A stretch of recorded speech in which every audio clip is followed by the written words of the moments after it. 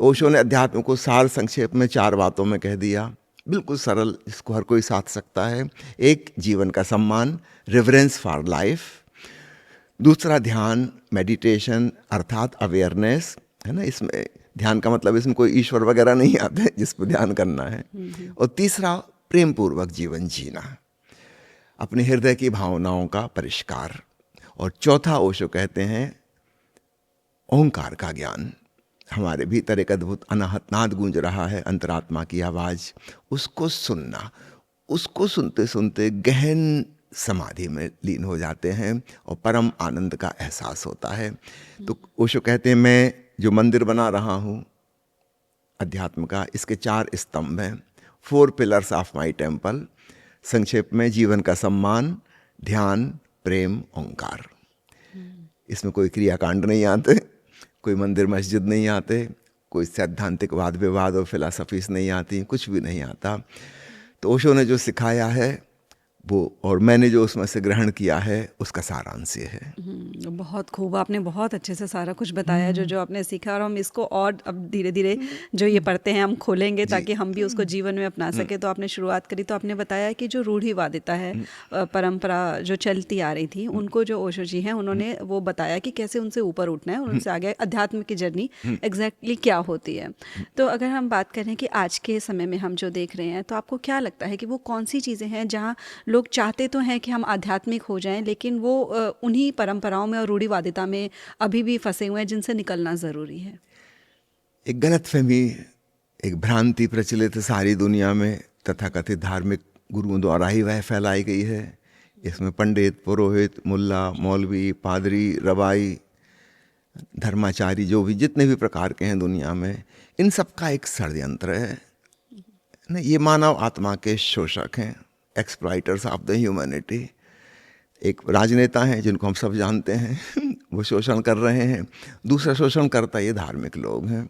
इन्होंने इस प्रकार की भ्रांत फिलासफीज फैलाई हैं जिसमें लोग इनके मोह जाल में पड़े रहें, इनसे डरें।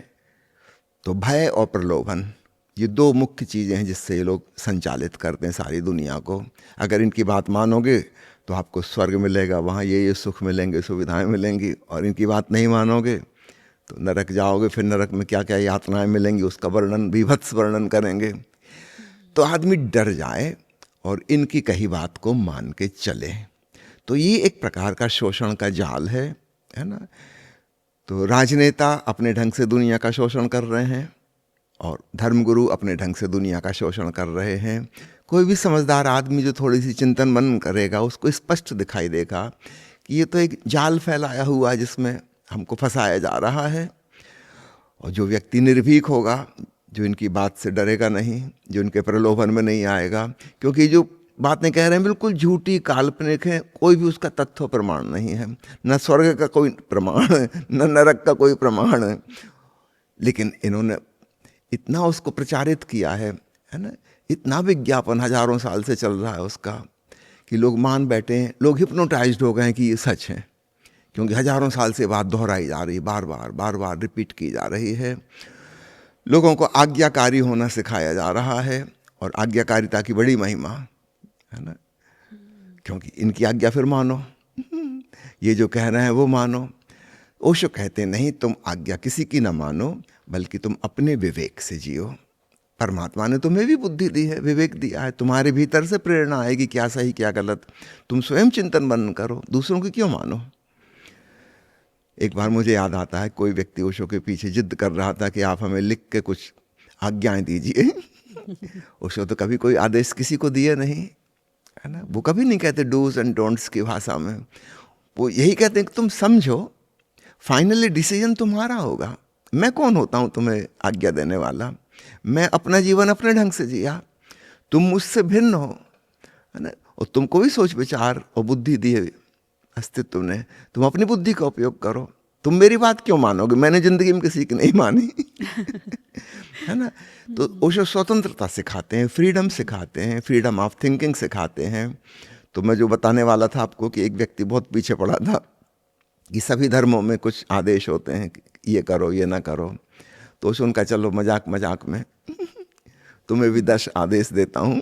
फिर वो पत्र उन्होंने लिखा है कि मजाक समझना। उसकी पहली आज्ञा है, किसी की आज्ञा तब तक ना मानो जब तक कि भाई तुम्हारी स्वयं की आज्ञा ना हो। पहली आज्ञा में ही सब कुछ उन्होंने कह दिया। तो ओशो अपना जीवन अपने विवेक से चले हैं। उन्होंने चिंता नहीं की कि इसका परिणाम क्या होगा, अच्छा होगा कि बुरा होगा, लेकिन अपने ढंग से वो जिए। तो यही उन्होंने सिखाया है। तो निश्चित रूप से प्राचीन धर्म गुरु हम पे जो थोप रहे हैं, लाद रहे हैं कि तुमको ये करने से शुभ है, ऐसा करना अशुभ है, ये नैतिक है, ये अनैतिक है, इससे नरक मिलेगा, इससे स्वर्ग मिलेगा, ये पाप है, ये पुण्य है, ओशो उन सब चीज़ों को इनकार करते हैं। कहते तुम हमेशा अपने भीतर से आने दो। तुम्हारे भीतर भी एक अंतःकरण है, एक कॉन्शियंस है, एक कॉन्शियसनेस है। तुम अपने ढंग से अपना जीवन जियो, हम क्यों दूसरों की मान के चलें। तो इस प्रकार ओशो एक विद्रोही व्यक्तित्व है ना, जो किसी भी चीज़ को केवल तभी मानेंगे जब वो उनको ठीक लग रही है, इसलिए नहीं कि किसी ने कही है। अब जी संयोग की बात है, कभी कभी मैच कर जाएगा, अधिकांशतः तो नहीं करेगा। तो इसकी परवाह ही नहीं करते कौन क्या कह रहा है, अतीत से क्या कहा जाता रहा है, वो अपनी कसौटी पर उसको कसेंगे। जैसे एक वैज्ञानिक होता है, वो अपने ढंग से सोचता है, और निश्चित रूप से पुराने वैज्ञानिकों ने जो खोजा है उसमें से बहुत सी बातें गलत साबित हो जाती हैं।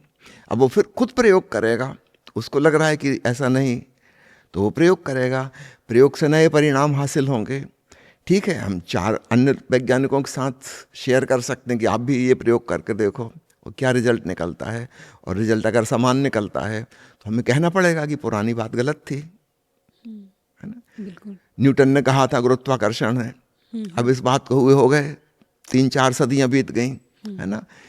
फिर आइंस्टीन ने कहा कि नहीं, गुरुत्वाकर्षण जैसी कोई चीज़ नहीं है, और उसने बिल्कुल नई थ्योरी पेश की कि स्पेस कर्व में, स्पेस टाइम में कर्वेचर बन गया, उसकी वजह से ऐसा आभास होता है कि दो चीज़ें एक दूसरे के पास खिंच रही हैं, कोई किसी को नहीं खींच रहा है, आकर्षण है ही नहीं। अब हैरानी की बात है, अल्बर्ट आइंस्टीन के इस सिद्धांत को प्रकाश होते हुए भी 125 साल हो गए, आज भी हम गुरुत्वाकर्षण शब्द का उपयोग कर रहे हैं। पुरानी भ्रांति, उसमें आकर्षण शब्द अभी भी छिपा हुआ है, जबकि ऐसा कहीं नहीं है, कोई दो पदार्थ एक दूसरे को नहीं खींच रहे। स्पेस टाइम जो है उसमें कर्वेचर हो गया किसी भी वस्तु के होने से, जैसे एक चादर हो, चारों कोने से खींची हुई एक सी प्लेन एकदम, फिर हमने बीच में एक वजन उसमें रख दिया, तो वहाँ से चादर दब गई, एक कर्वेचर बन गया, है ना। इस कर्वेचर की वजह से अगर कोई और चीज़ वहाँ रखेंगे तो लुढ़क के उसके पास आएगी, ऐसा नहीं कि वो उसको खींच रही थी, कर्वेचर की वजह से मूवमेंट हो रहा है। अब आइंस्टीन ने गुरुत्वाकर्षण के सिद्धांत को गलत साबित कर दिया, आइंस्टीन को गलत साबित करने वाले भी आ गए, है ना। इस प्रकार विज्ञान प्रोग्रेस करता है ना। अभी सन 2022 में जिनको फिजिक्स का नोबेल प्राइज़ मिला, उन्होंने जो खोज की थी उससे आइंस्टीन की बात भी गलत साबित हो गई, है ना। जिसको स्पूकी एक्शन कह के आइंस्टीन ने मजाक उड़ाई थी। मैं संक्षेप में बता दूं ताकि सबको समझ में आ जाए।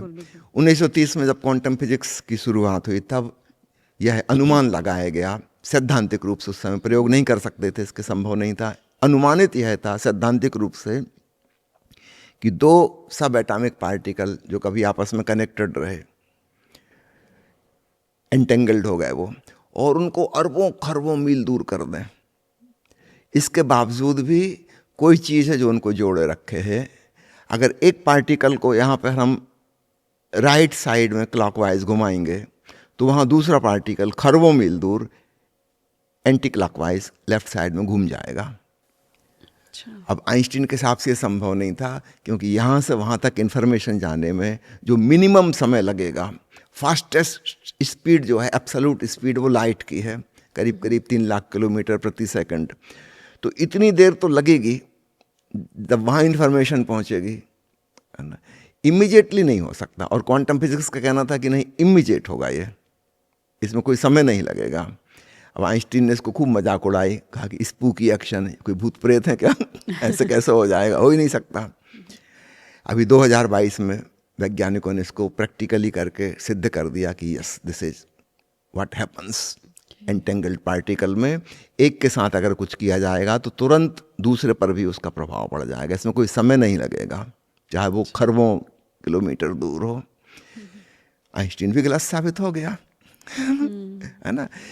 विज्ञान में प्रगति होती है क्योंकि हम पुरानी चीज़ों पर पुनर्विचार करते हैं और उसमें से जो सही है उसको हम बचा के रखते हैं, जो गलत है उसको हटा के रख देते हैं। आज से 50 साल पहले मैं मेडिकल कॉलेज में पढ़ता था, उस समय जो औषधियाँ प्रचलित थीं, मोस्ट फेमस ड्रग्स थे, आज उसमें से 90% ख़त्म हो चुके, आउट ऑफ डेट हो चुके, है ना। वो डेंजरस सिद्ध हो गए, उनके साइड इफ़ेक्ट्स ज़्यादा थे, उसकी जगह रिप्लेसमेंट आ गया और बेहतर सब्स्टिट्यूट आ गए। विज्ञान विकसित होता जाता है, धर्म विकसित नहीं हो पाता। 10,000 साल पहले कहीं कोई मान्यता थी, कहीं 7,000 पहले, कोई 5,000 साल पहले शुरू हुआ था, और वो जो उसके जो अधिकारी हैं जिनको हम गुरु कहें, वो उसको पकड़ के बैठे हों कि इसके अलावा कुछ नहीं हो सकता, यही सही है बस। ये मुसीबत हो जाती है। भाई 5,000 साल में मनुष्य की बुद्धि काफ़ी विकसित हुई है, सब कुछ बदल गया है। वो 5,000 साल पुरानी बात आज के मनुष्य पे कैसे लागू हो सकती है? और ज़बरदस्ती अगर हम उन धर्मों को थोपने की कोशिश करेंगे तो उसका परिणाम ये होगा कि लोग, बुद्धिमान आदमी नास्तिक हो जाएगा।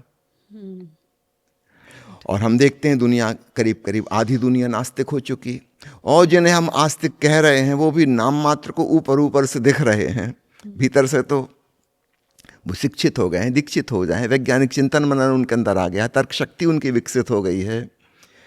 वो कैसे मानेंगे सब मूर्खतापूर्ण बातों को? लेकिन जो धर्माधिकारी हैं वो जिद्द कर रहे हैं कि हम जो कह रहे हैं वो सही है ना।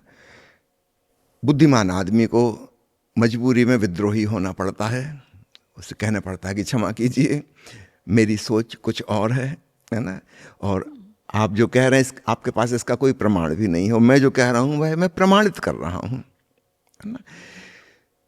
अब मुश्किल यह है कि चूंकि धर्म इस बात को स्वीकार ही नहीं करता, इसलिए धर्म पिछड़ा हुआ हो जाता है, हमेशा आउट ऑफ द डेट। विज्ञान हमेशा अप टू डेट रहता है ना।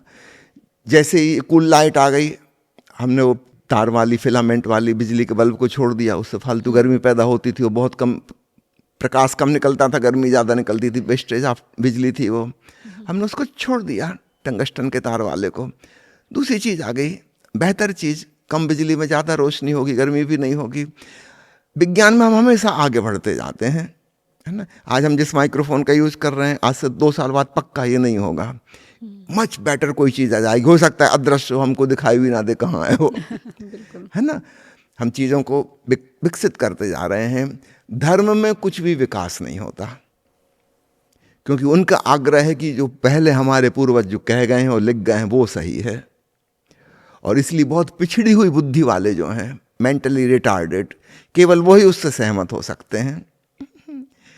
तो ओशो की कृपा, उन्होंने उस पिछड़ी हुई बातों को दरकिनार किया। हाँ, उसमें कुछ हीरे भी थे, उनको बचाया, उसमें जो धूल धमास जम गई थी उसको हटाया, उसको चमकाया, उसको उजागर किया। तो ऐसा नहीं कि ओशो हर पुरानी चीज़ के अगेंस्ट हैं, है ना। हाँ, जो कंकड़ पत्थर थे उनको कहा कि कंकड़ पत्थर हैं, व्यर्थ हैं, निर्मूल्य हैं, और उसमें हीरे जवाहरात भी थे, गिनती में कम थे लेकिन थे। ओशो ने उनकी खूब महिमा गाई, उनको चमकाया, ये भविष्य में भी काम आएंगे। तो ओशो की दृष्टि ऐसी नहीं है कि कोई चीज़ को टोटली गलत या सही कह दें। बड़ी परसेंटेज उसमें गलत है तो वो कहेंगे गलत है, लेकिन अगर छोटा सी भी सही बात है तो उसको उन्होंने बिल्कुल उजागर करेंगे, उसकी महिमा मंडित करेंगे, ये हमारे काम की, कल्याण की बात है, तो उसका उपयोग किया जाएगा। तो ओशो की दृष्टि में ऐसा नहीं है कि पुराना और नए का कोई मोह अथवा वो हो। नई चीज़ में भी बहुत कुछ गलत है तो वो कहेंगे गलत है, और जो सही है उसको कहेंगे सही है। तो ओशो एक कहें हम वैज्ञानिक प्रकार के चिंतन मनन करने वाले दार्शनिक हैं, है ना। उनके पास कोई फिलोसॉफिकल सिद्धांत नहीं है रेडीमेड, है ना। जीवन की परिस्थिति को देखकर वैसा वो उत्तर देते हैं। एक छोटी सी बात से मैं अपनी बात को कहूँ, जैसे समझो एक छोटा बच्चा है और वो जो कपड़े पहनता है उसको बहुत अच्छे लगते हैं, उसके खिलौने हैं उसको बहुत पसंद है ना, ठीक। फिर वो बड़ा हो गया, अब अगर वो आग्रह करे कि मैं वही कपड़े पहनूंगा भाई ये कैसे संभव है? आपका शरीर पहले से 6 गुना ज़्यादा बड़ा हो गया, वजन आपका 4 गुना ज़्यादा हो चुका। वो बचपन के कपड़े माना ही कितने अच्छे थे, कितने प्यारे थे, सुविधाजनक थे, सब थे, लेकिन अब काम के नहीं हैं। तो विज्ञान में तो हम बदल जाते हैं, है ना। हम पुरानी चीज को पकड़ के नहीं रखते। हाँ, जो काम की बात है उसको रखेंगे, बचाएंगे, और उसका हम श्रेय भी देंगे कि फला फला वैज्ञानिक ने ये खोजा था, बहुत काम की बात है। और जो काम की नहीं है या उससे बेहतर परिपूरक उसका आ गया, उसको हम छोड़ने की भी तैयारी रखते हैं। हम जिद नहीं करते कि नहीं, अब मैं जिद करूं कि नहीं पेनिसिलिन का एंटीबायोटिक ही सर्वश्रेष्ठ है। भाई मेरे ज़माने में था और करोड़ों लोगों ने उसकी जान उसने बचाई, है ना। लेकिन आज उसकी कोई भी कीमत नहीं है। वो बिल्कुल ही दकियानूसी बात हो चुकी है, इतने खतरनाक साइड इफ़ेक्ट वाला। उससे इतने बेहतर बेहतर एंटीबायोटिक आ चुके जो इंजेक्शन में भी नहीं देने पड़ेंगे, गोली में, और उससे ज़्यादा ब्रॉड स्पेक्ट्रम जो लंबी रेंज कवर करते हैं कि हमारी एग्जैक्ट डायग्नोसिस ना हो तब भी हम दे सकते हैं वो एंटीबायोटिक, और हम मानेंगे कि 95% पे वो काम कर जाएगा, कोई भी बैक्टीरिया हो। पेनिसिलिन तो ऐसा नहीं था, लेकिन वो पहला एंटीबायोटिक है। तो मैं नहीं कह रहा हूँ कि हम पेनिसिलिन की खोज करने वाले की इज्जत नहीं करेंगे, लेकिन इसका ये मतलब नहीं कि अब हम पेनिसिलिन का यूज करेंगे। तो ठीक है, हमारे पूर्वज ऋषियों ने जो भी खोजा उनका हक है श्रेय पाने का उसका, लेकिन हम उसमें लगातार प्रोग्रेस करते जाएंगे, चीज़ों को आगे बढ़ाते जाएंगे। तो ओशो ने क्या किया है, अध्यात्म को अप टू डेट किया। जो बचाने योग्य था वह बचाया, और जो छोड़ने योग्य था वह बिल्कुल खरी आलोचना करके उसको उन्होंने हटाया। तो इस प्रकार एक बिल्कुल नए युग के काबिल, है ना, समथिंग कंटेम्प्ररी, आज के मनुष्य के लिए जो काम की चीज़ है वो उन्होंने प्रस्तुत की।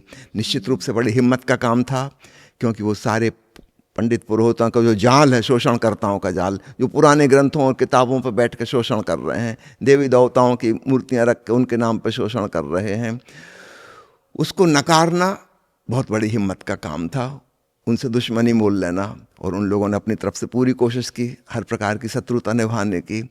याद रखिएगा, जो पुराणपंथी हैं वो कभी भी नए को विकसित नहीं होते देखना चाहते, क्योंकि उनको खतरा पता लग जाता है कि नए की बात में दम है, और हमारे पास कोई दम नहीं है।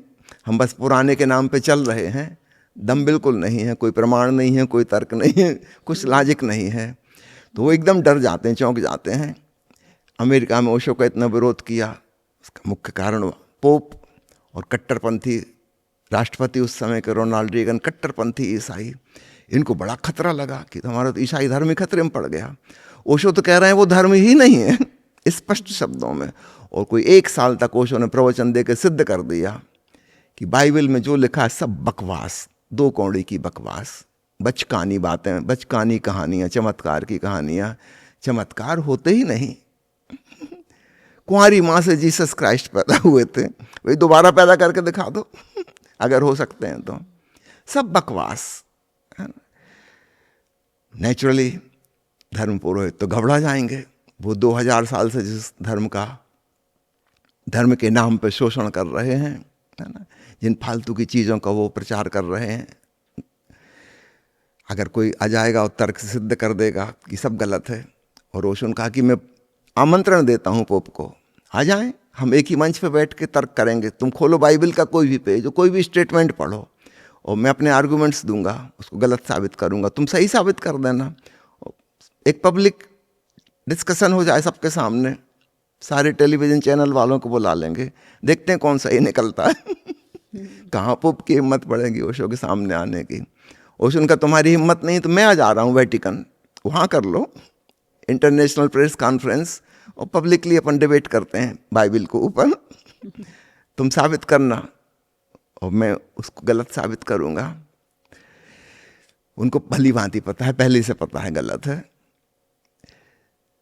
तो परंपरा से जो चली आ रही चीज़ें, उसमें से बहुत कुछ, सब नहीं कह रहा हूँ, बहुत कुछ गलत है, और उस गलत का शोषण किया जा रहा है पब्लिक का, जनता का। और ओशो चाहते हैं कि हर व्यक्ति बुद्धिमान बने, प्रतिभाशाली बने, चिंतन मनन वाला बने, वैज्ञानिक उसकी सोच विचार हो, बिना प्रयोग किए वो कुछ मानने को राजी ना हो। ओशो कहते हैं मानने की ज़रूरत ही नहीं, जानने की ज़रूरत है। Why should you believe, you should know.